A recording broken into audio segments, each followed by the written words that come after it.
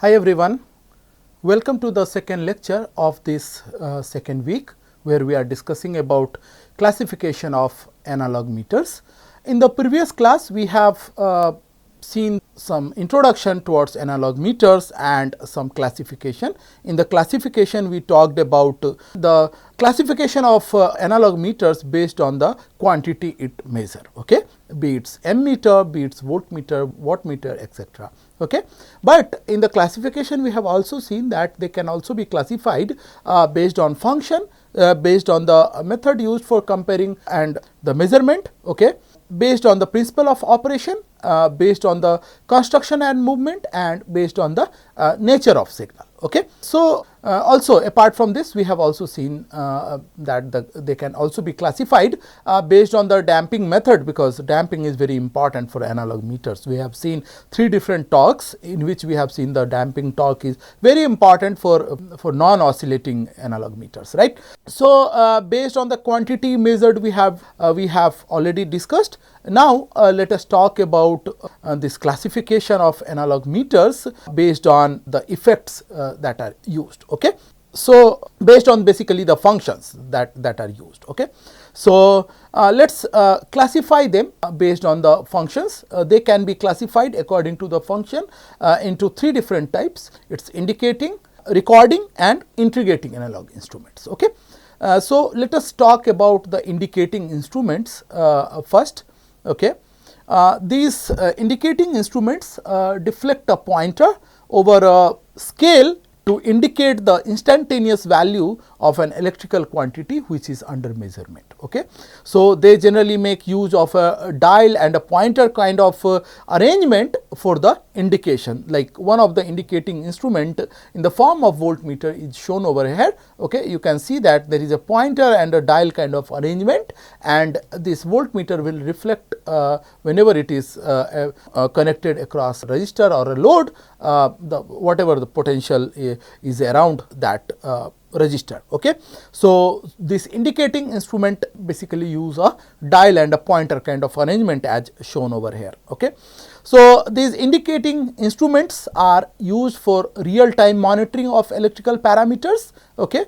So, instantaneous result it can give to you. Say if you are using a ammeter, it can indicate current flowing through a resistor or any other device immediately. Okay. Similarly, the voltmeter indicates a voltage to you, or if it is a wattmeter, it gives power to you instantaneously. Okay. This analog indicating instrument can be divided into 2 different groups. One is the electromechanical instruments, which is the major part of our discussion in this course, and then we have electronic instruments also. Okay. If you talk about electromechanical instruments, these instruments work on the mechanical movement of a pointer in response to an electrical signal. Okay. So, the electrical quantity basically produces a mechanical torque which moves the pointer over a calibrated scale. Okay. Some example can be like moving coil instruments like PMMC, which are used for DC measurement. Okay. Then moving iron instruments for measurement of both AC and DC. The electrodynamometers are basically used for AC power measurement, and hot wire instrument like it can give you the RMS current value. Okay. So, the idea is the electrical quantity that you want to measure produces a mechanical torque. Okay. And because of this torque, there is a movement of this pointer over the scale, and that is why we are using 2 words, electro and mechanical. Okay. So, it is an electromechanical instrument. Because of the electrical changes, you are able to see certain mechanical effect, and that you measure. Okay. Then you have the electronic instruments. Okay. These electronic instruments measure electrical quantity, again be it current, voltage, these things it can measure and display the values that it measure electronically. Okay. So, mostly digital devices which can show you the data on a screen based display instead of a mechanical pointer. Okay. But it is also a indicating instrument. Okay. So, these instruments basically use electronic circuits electronic components. These electronic components basically in the form of active devices. I hope that you are aware of the fact that the say resistors, capacitors, they are classified as a passive component, while the transistors, diodes, amplifiers, they are type of active devices. Okay. So, this electronic instrument, of course, they also have the passive component, but along with that they use active components like amplifiers, rectifiers, analog to digital converters, these things. Okay.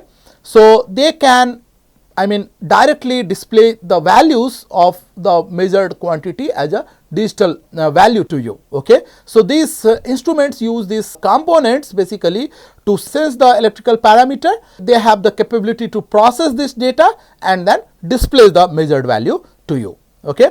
The example can be the digital voltmeters, digital multimeters, CRO, the cathode ray oscilloscope, which is of course a very important topic in this particular course, and then counters like frequency counter. Okay. So, these instruments are classified as indicating instruments. Okay. The electromechanical kind of instruments, the pointer base that I have just mentioned, they have several advantages, like if you see, the construction of these devices are very simple. Okay. And the next important factor is you do not need basically any external power supply to operate that. Okay. So, if you have say this kind of electromechanical indicating instrument, and say if you want to measure current flowing say this resistor R due to say there is some external supply or say another circuit. Okay. So, you simply want to connect this ammeter in series with this. Okay. So, you do not need to supply external power to this ammeter. Okay. So, you can directly measure the current flowing through this. Okay. So, these instruments do not require any external power supply for their operation. Okay.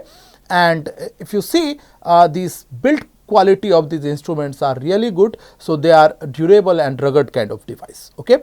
However, they have a limited accuracy, and also the sensitivity is also limited for these devices. Okay. And since they work on electromechanical behavior. Okay. So, there is always a chance of mechanical wear and tear in these devices. Okay. And also the response of these devices or these instruments are not that fast. Okay. So, they are basically a slow responding device if you compare it with the electronic instrument. Okay. But that is why electronic instrument possess several advantages, like they have very good accuracy and sensitivity as compared to electromechanical device. Okay. The response is very fast for these devices. Okay.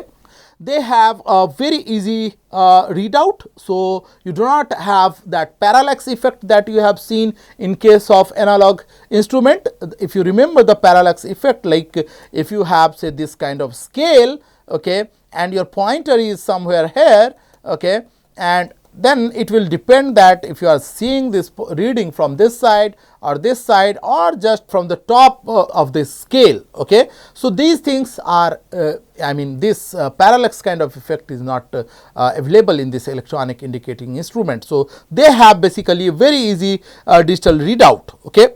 They can measure very small signals. Okay. So, even with this kind of instrument, say current levels of like picoamp and say microamp is very much possible. Okay. Then there are certain disadvantages with this electronic indicating instrument, and first disadvantage is they require some external power supply. Okay. So, as we have seen the electromechanical systems or electromechanical instrument, you do not require any external power supply to operate that particular instrument. Okay. But here you require a external power supply to operate this instrument. Okay. These instruments, the electronic indicating instrument, are actually expensive because they are complex as compared to the electromechanical system, because it will require say certain amplifiers, it will require some say ADCs. Okay. They may have filters. Okay. So, if you have this external supply of these components, okay, of course, the cost will go high. Okay. So, these devices are basically a little expensive as compared to the electromechanical system. Okay. There is one more important disadvantage is like they are sensitive to the temperature very much, okay, and they are also susceptible to the external electromagnetic interferences. Okay. So, you should have some arrangement to nullify these effects. Okay. Then another kind of instrument is the recording instrument. Okay. So, let us try to understand that what do you mean by recording instrument. Indicating instrument was fine, like it indicates on a pointer scale, okay, but this recording instrument we have to understand. Okay. These recording instruments give you a continuous recording of the quantity which is being measured over a specified period of time. Okay. So, it turns basically a temporary reading into a permanent record like a chart, or even it can save this data digitally. Okay. So, like we can have a recording voltmeter in a substation which keeps a record of the variation of the supply voltage during a whole day. Okay. So, it actually keep the data recorded for you. Basically, it is a temporary arrangement only, but it can I mean you can fetch the data later on also. Okay. Then the example of these recording instruments can be a digital storage oscilloscope. Okay. Then you can have a simple data logger, which is a very good example of a recording instrument. Okay. There are two type of recording instruments, and they are analog recording instruments and digital recording instruments. Okay. Analog, as the name suggests, we have already seen for like pointer based devices. So, they are mechanical recording instruments basically, and then you have a kind of electronic recording instruments. Okay. So, if I talk about analog recording instruments, they basically use a mechanical pen and a moving chart, okay, like a strip chart recorder. Okay. Like the example can be a temperature or pressure recorders and say old analog power recorders. Okay. So, basically it uses this pen and a moving chart to note down this temperature or pressure. Okay. Then you have digital recording instrument which uses microprocessors and memory storages. Okay. They have a display and store data in they can store data in digital form. Okay. Again, the example is simple, a digital oscilloscope or say data logger. Okay. There are several advantages of this recording instrument, like it provides you a continuous recording of the reading. Okay. So, that you can fetch this data whenever you want later on. Okay. Because you have already some data recorded, it helps you analyzing trends and detect abnormalities. Okay. They are useful for system maintenance and the fault diagnosis, because you have data say over a period of time. Okay. And you can have a recording instrument, and based on the requirement the data can be stored for temporarily, or you can store it even for a longer time. It depends on the usability of the instrument. Okay.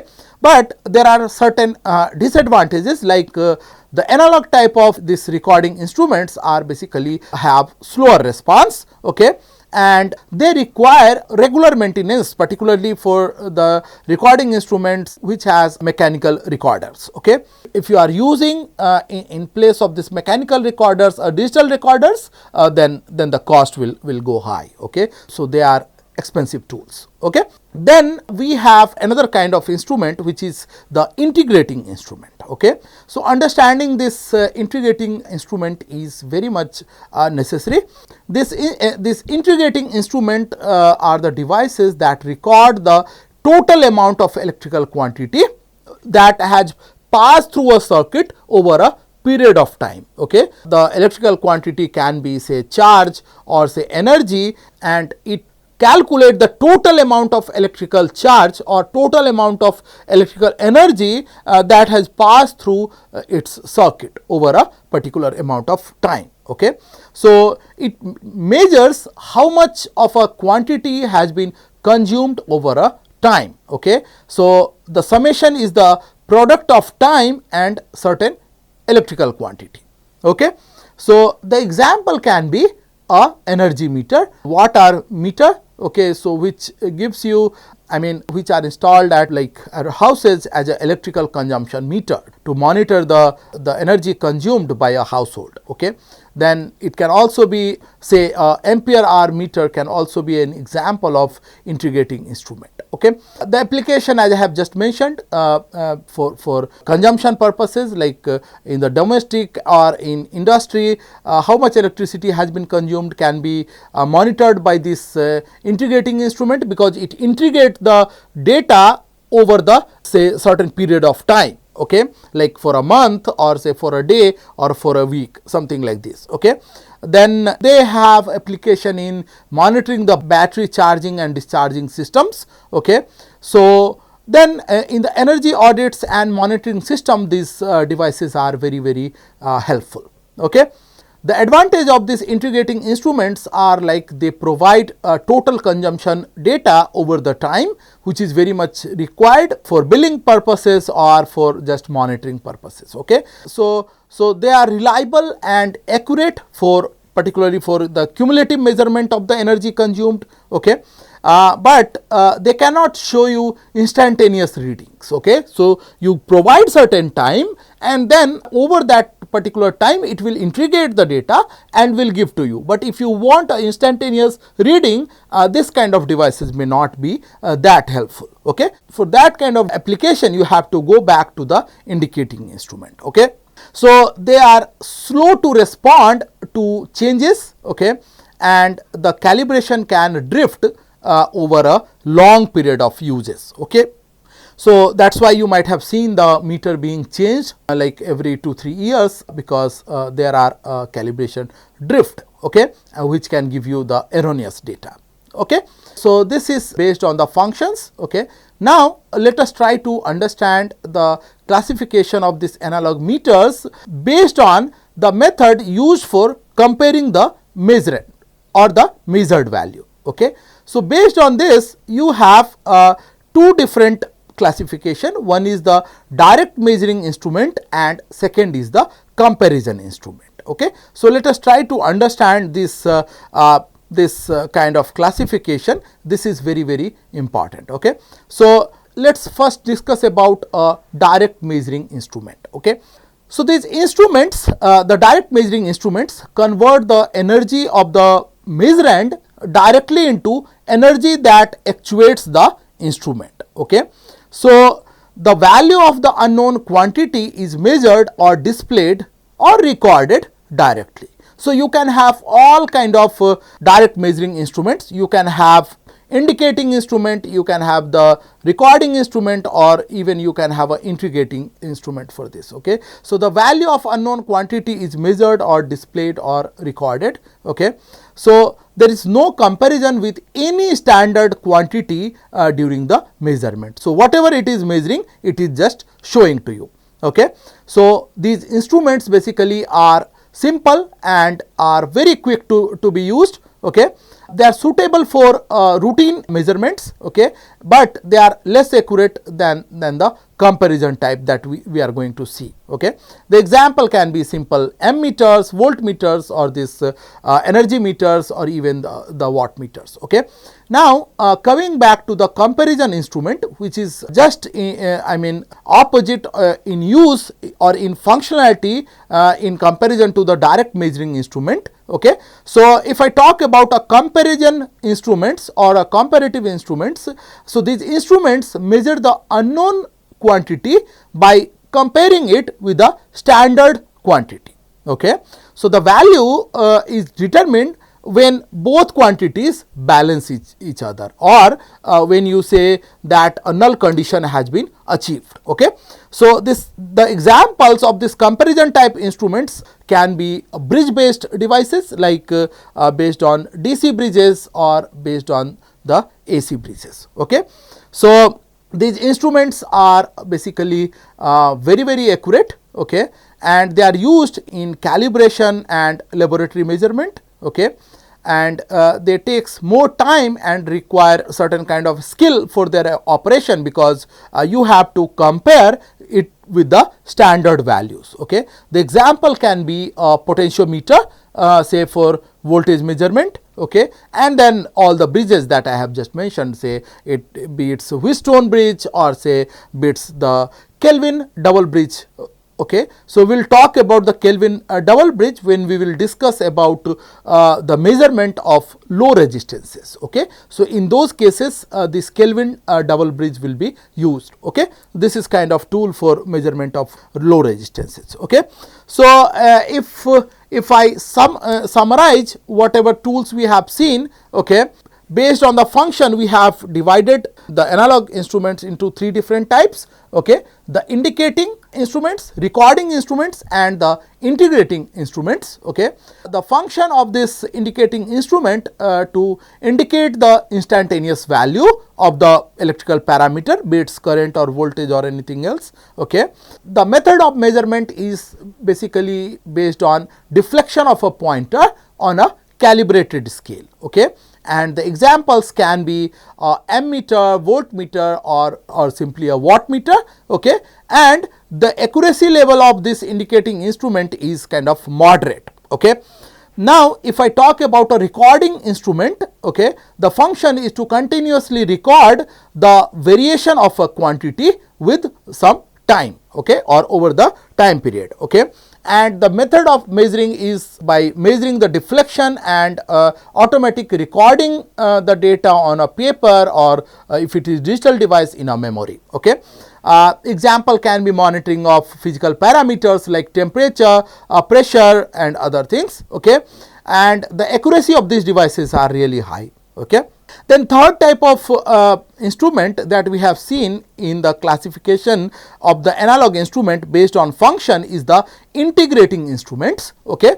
So, these integrating instruments measure the total quantity of electricity or energy over certain period of time. Okay. And this certain period can be, say, as I have mentioned, I mean it depends, like it can be 1 hour, it can be one day, it can be over a month or it can be over the year. Okay. Or it can be over the decade depending on what the user want. Okay. And then the method of measurement is simply by cumulative measurement of the quantities. Okay. And the example is, say, energy meter. Okay. And the accuracy of this device is also very high. Okay. Now, based on the method of measurement, we have divided the analog instrument into two different types. One is the direct measuring instrument and another is the comparison instrument, right. So, in the direct measuring instrument, the function is to give the value of the measured quantity directly. Okay. While the comparison instrument compares the unknown quantity with the known standard. Okay. And the example was, say, potentiometer, where you try to find the null value against a standard battery. Okay. So, once it is balanced, you say that, okay, the potential drop is or the value of this battery is this much. Okay. So, the function is to compare the unknown quantity with the known standard and then comment on the unknown quantity. Okay. So, the method of measurement is simple. You compare it by something, okay, to some standard value, and then you see its null condition or any other condition has been achieved or not. Okay. And then you compare it by this method and then you tell the final value. Okay. Example, as I have already mentioned, like potentiometer, Wheatstone bridge, Kelvin double bridge, etc. Okay. And the accuracy of this comparison instrument is really high. Okay. So, I hope that this kind of classification of the analog signal is clear to you. We also have to discuss the classification of this analog instrument based on the principle of operation. We have already seen that based on the principle of operation, which is the major discussion part of this course, are the moving coil, moving iron, the electrodynamic type of instrument, the induction type, electrostatic type, thermal type, Hall effect type and the chemical type. Okay. So, maybe in the next class we will have a brief discussion about these particular tools. Okay. How their principles are different or how their operations are different. Okay. And then we will also see these instruments based on the construction and the movement. Okay. Like what is the construction of a moving coil kind of instrument, what is the construction of a moving iron kind of instrument, and what is the construction of electrodynamic kind of instrument, and what kind of construction and movement is happening in a induction kind of analog meter. Okay, their principle and other things also changes when you change the instrument. Okay, then the other discussion which is very important is based on the nature of signal. Okay, some of the instrument that we have just seen, okay, can handle the DC value, or the output is DC. Some output is only in the form of AC, and then some can have AC DC output, or you can say the universal output. Okay, similarly, based on damping, we have different damping mechanisms, like we can have air friction damping. We can also provide certain fluid for frictional damping. Okay, then eddy current damping by inducing eddy currents in conductors is also very crucial. Okay, and then we can have systems where there is no damping provided. Okay, so these are the 4 different other classification of the analog meters which we have to discuss. Okay, so we will continue our discussion on analog meters, in fact classification of analog meters, in our next class. Okay, thank you for attending this lecture.